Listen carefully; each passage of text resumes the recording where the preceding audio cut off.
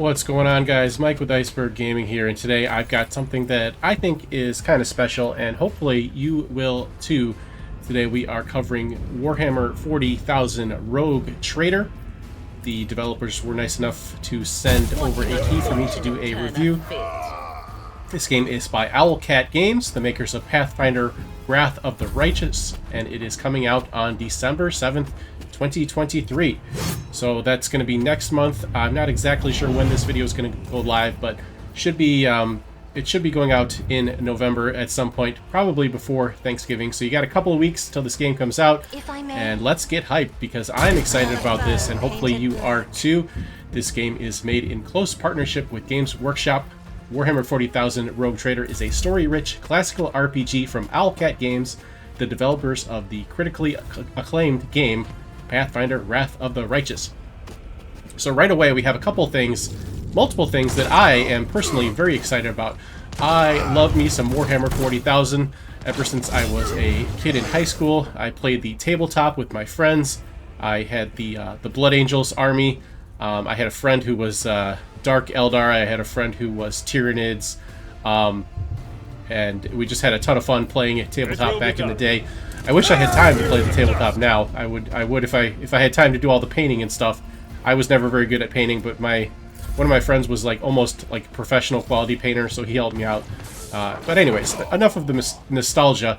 Another thing I really like is story-rich RPG games, and so this is something that definitely has caught my eye since it is a story-rich RPG game set in the Warhammer 40k universe.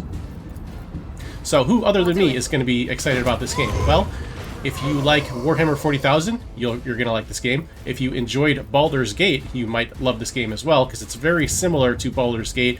It has the same combat style, the turn-based combat style, kind of like XCOM and Baldur's Gate. It's got the story elements like Baldur's Gate. It has companions and romance like Baldur's Gate. It's not quite as polished as Baldur's Gate, and but it's definitely a great game in my opinion. I've been playing it for the last few days.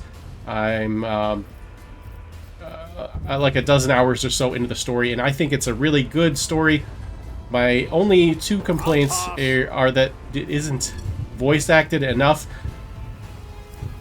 The conversations are not voice acted at all. You have to read them and then read your reply.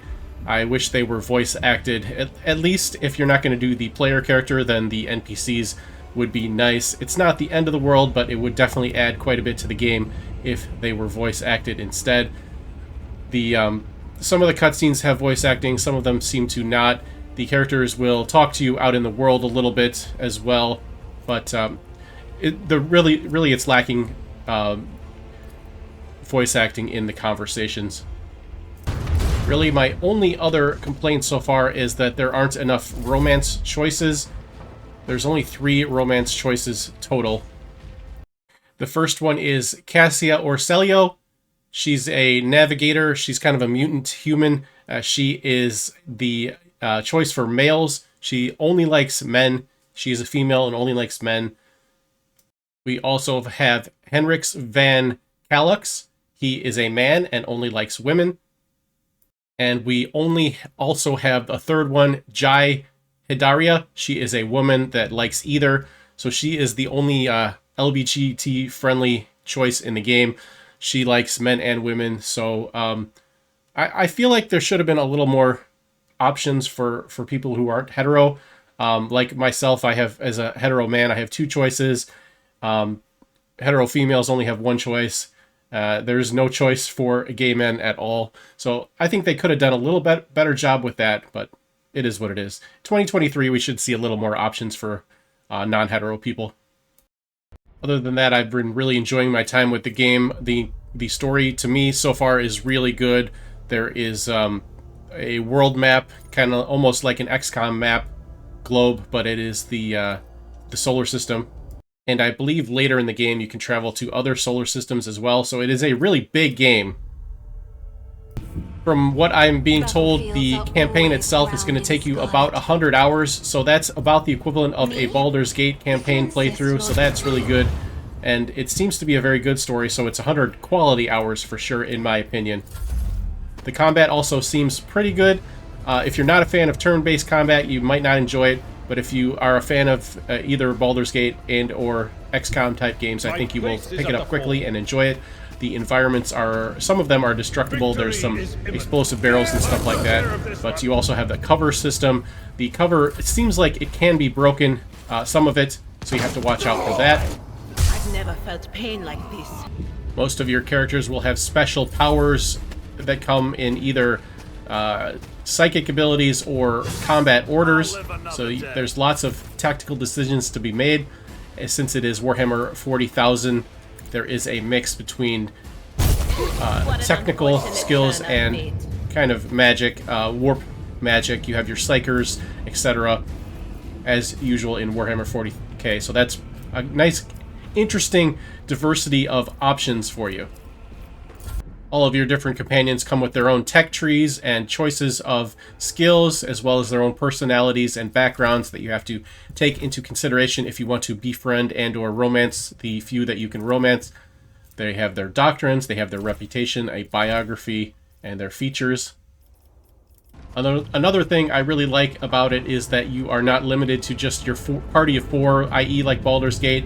It seems like you can take almost as many companions as you have, so that's pretty cool. You can have an ever-increasing squad size as long as you're still doing the campaign and picking up all the companions. So I like that. I like that you can have a big squad, big diverse squad to work with. I think later in the game than I am, you have to start picking and choosing, because I don't think you can take everyone, but I think that's pretty cool that it goes beyond the standard party size. There is a shared inventory, which I also appreciate. You can also easily put things into your cargo hold, and most things stack. There is no inventory weight that you have to manage, which is a little unrealistic, but I prefer it. Makes the game a little smoother, in my opinion, so I approve of that. Absolutely. For those of you that don't know, a rogue trader is kind of an independent nobleman in the Imperium of Man in Warhammer 40,000. The humans are all part of the Empire, led by the Emperor, who is like a godlike figure who sits on a golden throne on Terra, which is Earth.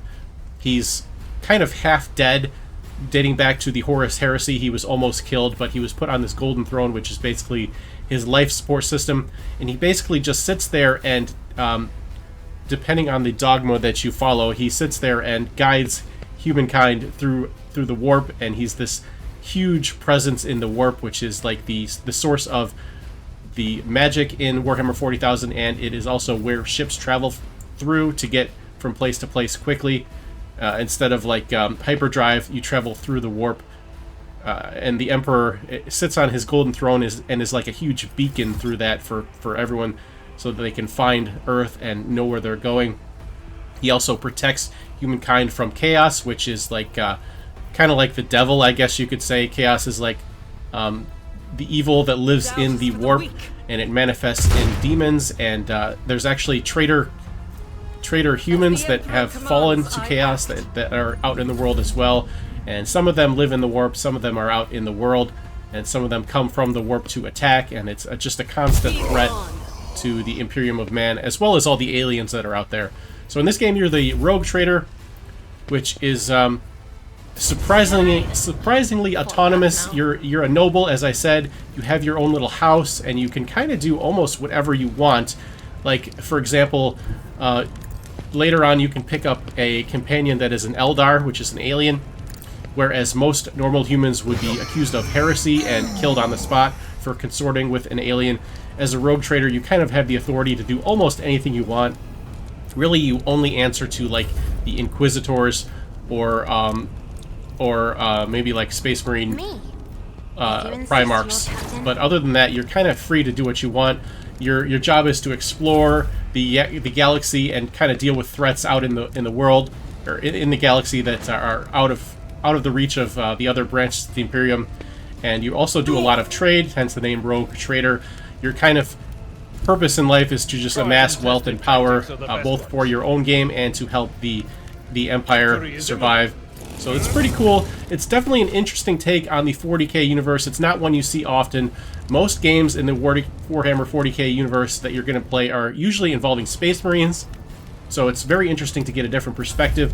It's very interesting to get the perspective of someone who's kind of not exactly following the strict dogma of the Empire like the Space Marines do. It's really an interesting game. I'm super excited about it. I am super pumped to cleanse some heretics and make some cash along the way. May the Emperor protect. Hopefully you enjoyed the video. Hopefully you're looking forward to the game. Let me know in the comments section if you are, if you're going to play it. Thank you so much for watching. If you enjoyed the video, like, comment, and subscribe. We'll see you next time. Thank you again so much to Owlcat Games for sending me the review key.